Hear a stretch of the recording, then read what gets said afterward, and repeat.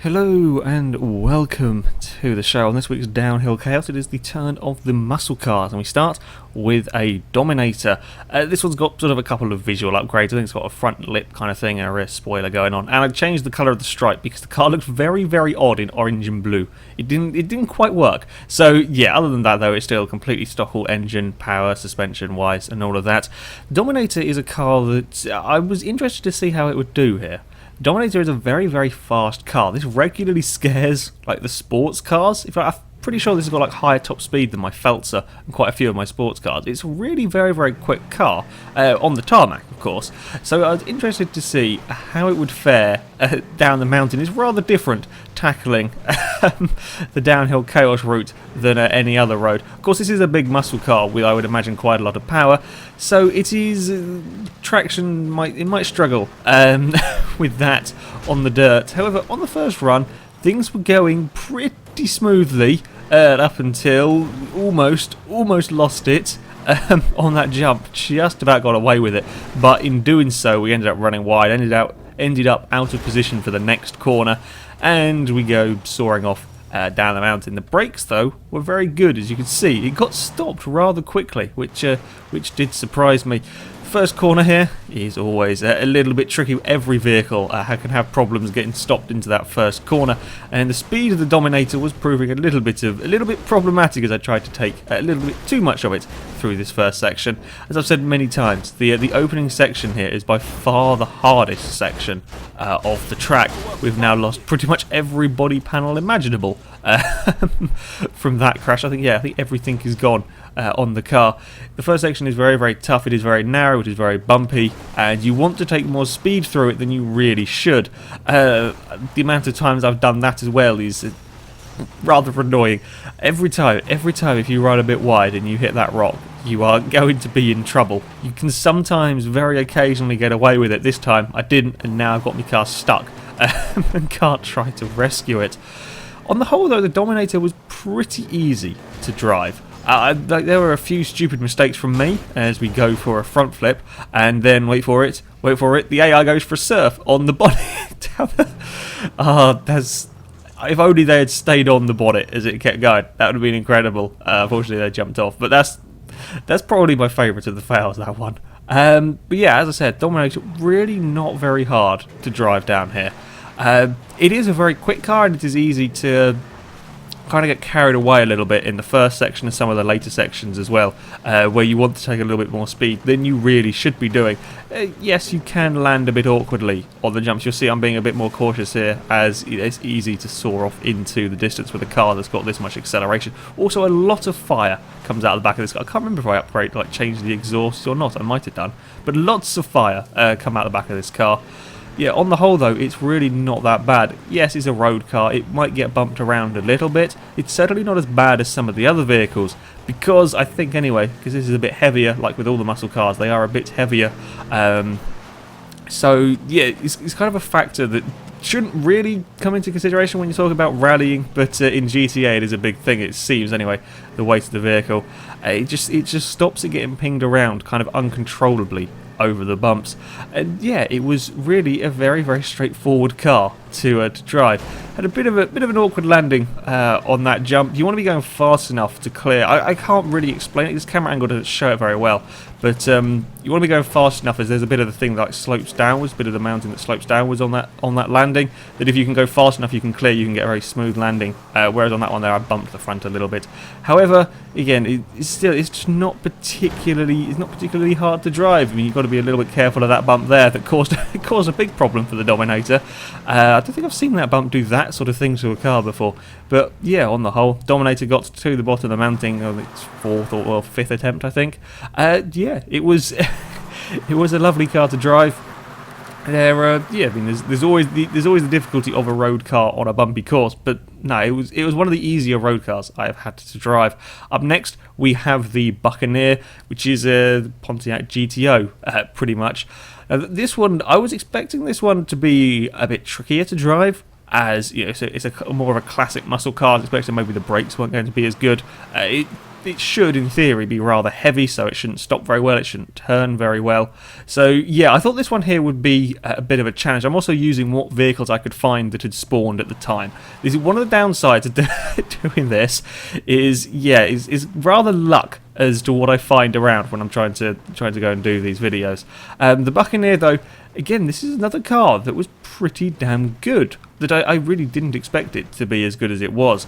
I think it's probably heavier than the Dominator, which means on these large jumps on the landings, it had even less problems. It doesn't really get bounced around that much. And on the first run, things were going pretty smoothly. There was nothing majorly wrong until it was just me getting a bit carried away, and we go off and have a bit of a spin. But yeah, the Buccaneer really wasn't a particularly hard car to drive down here. Of course, as you're pushing the car, trying to make up more time, trying to go faster, yeah, you're going to make the odd mistake.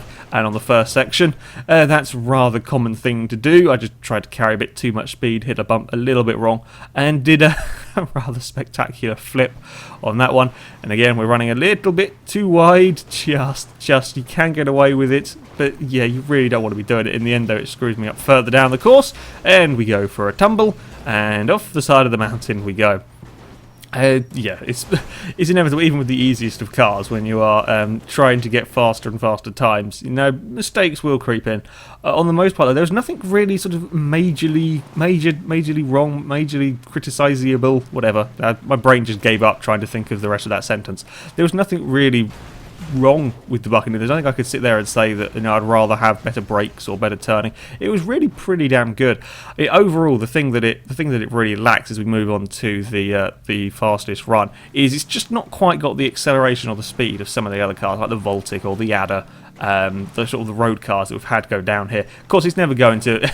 I don't think anything is ever going to beat the Sanchez. But yeah, it doesn't quite have the speed of some of the other road vehicles, like the acceleration. However, the handling is excellent. It really is. It's a very, very good handling car. It deals with the bumps very well. The brakes are really good. I was surprised how well this thing stops. And again, this is a completely stock one. There's nothing changed on. I was trying to get an orange one. I spent a good couple of minutes trying to chase down an AI in an orange one of these, which for whatever reason, there we go. It's early, honest. It just decided to run away from me. So yeah, we've got a standard black one. Yeah, it's a really very easy vehicle to drive, and yeah, I like this car. I haven't really driven. I don't think I've really used this car particularly. It's one of those funny ones that whenever I'm looking for, well, to be fair, whenever I'm looking for muscle cars, of course, muscle cars aren't spawning, and if I'm looking for this one, you can never see it. And then when you've got something else that you want for whatever, if I'm doing a downhill chaos, I'll find something else that I want to take up the mountain. Then you'll see this thing spawn everywhere. Yeah, it's the quirks of GTA's spawning system. It'd been a pretty uneventful run until the final. I got it a little bit wrong coming into this final section. I was a bit silent. I thought the run had gone then. I thought I'd messed it up big time, but managed to get it under control. Again, you can see it doesn't have the big jump through there that we saw with the Dominator, and we've seen a few cars affected by that bump there. And yeah, the Buccaneer has made it to the bottom of the mountain. I also love how we pretty much changed the colour of the car from black to grey. With the dirt, I've never really noticed it as much on any of the other cars. Like, I know the cars get dirty as you drive around off-road. I've never noticed it quite so much as it is on there at the moment. Yeah, as I said, this is a very, very good car for driving around off-road. Surprisingly, wasn't the conclusion I expected to come to. And our third and final vehicle is the Coquette. Yeah, I know this it's not a traditional sort of muscle car. This is more what we would call a super muscle car. This one, I just couldn't find anything spawning. For whatever reason, the game had decided no muscle cars for you, and this was the closest thing I could find. I spent a long time driving around. I don't know why. The game had just decided there was to be no muscle cars. So I was going to give this one a go. Also, I was interested to see what this could do. This is a sports class car, but it is a pretty damn quick vehicle. So yeah, I was interested to see what sort of a time this could put in, whether it could challenge the likes of the Voltic or the Adder. And again, this is another very, very good car that handles a lot better than I thought it might, though, because this is a sports car. I thought it might have problems with the bumps. Yet again, on the first run, it is this corner that caused problems. Admittedly, for the Dominator, I fell off the road later on, but it was that corner that I had an issue on, and with the Buccaneer, and with this. On the first time, that corner, yeah, it caused issues. Again, trying to take a little bit too much speed down there, and I managed to roll the Coquette in a rather peculiar way. Now, the one problem with this car is it likes to roll. Like on that one there, I thought, oh, I'll forgive it because, you know, I was a bit off the road and it was a bit of an odd roll, but, you know, I was off the road and it was all over the place, so didn't really think much of it. Is when it's doing that, no other car, other than perhaps the Mesa. I think the Mesa had big problems with rolling just because it's really, really high. This, for some reason, and I don't know why, just likes to roll around corners. So on this run I screwed up, I think on like the first corner, but I'll carry on. I'll get a bit more practice on the run further down, and whenever you go around a corner it just wants to go up on two wheels. I mean, admittedly on that one there I was a little bit on the banking, but still, again, we're wanting to go on two wheels again around here. It's on two wheels. I don't know why. Okay, I had a bit of a dodgy landing, hence why it's on two wheels there. I don't know why. Why does the Coquette want to spend so much time on two wheels? There's barely even a bump in the terrain, and it was on two wheels. Okay, again, couldn't quite get it stopped in time as we fly off down this sort of run bit. Unsurprisingly, the Coquette wanted to go on two wheels again, and then we have a roll and some more rolls and some more rolls, and we're going to hit a tree. Nope, we've avoided the tree, and we hit the rock instead, and many a roll. I don't know. It's a peculiar. Off goes the door by my door. It's a peculiar handling thing with this Coquette. I don't quite know what causes it to roll so much, but yeah, it's something that I had to be wary of when I came to do this final run with the car, or this fastest run with the car. Again, I just outbraked myself a little bit into the first corner. Luckily, I was going slow enough. If you get it wrong into that first corner and try to sort of power over that rock, that will definitely lead to trouble. I managed to get it slow enough to turn in. The brakes on this car are phenomenal. I should never have stopped that. I was sure that was going in the wall there, but no, the brakes are really, really very good. I was being a bit careful. I was being a bit cautious around some of these corners, a bit more cautious than with other cars because of the way this car is likely to roll. I have to be very careful with kind of clipping like the inside sort of mounds, if you like, if that makes sense. I hope people understand what I mean there, because you really can't do that as this car wants to roll at the best of times. Got things a little bit wrong on that landing, got a big slide on, managed to catch it though before it spun.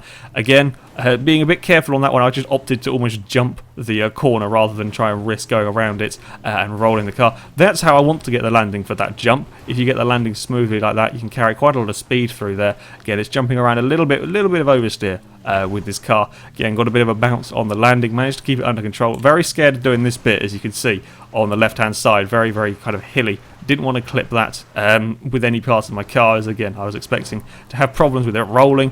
Had a little bit of problem with the final corner, just trying to keep away from the bumps, and the Coquette is across the line. Again, another car that was really rather easy.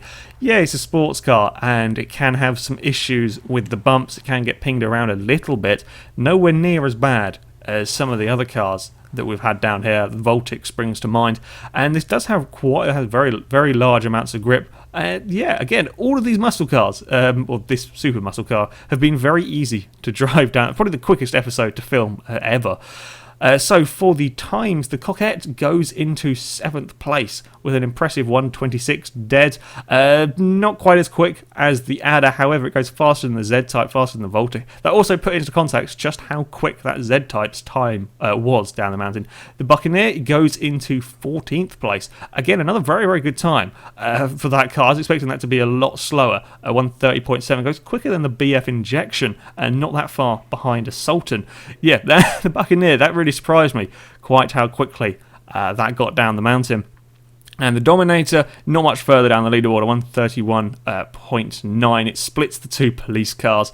Again, the Dominator is another car that was pretty quick. That's a decent time for a road car. I think the Dominator just gets bounced around that little bit more than you do in the Buccaneer. Of course, the Coquette is a very fast sports car. So yeah, there we go. That is it for the muscle cars. All three of them did a remarkably good job, and they're all remarkably easy to drive down that mountain.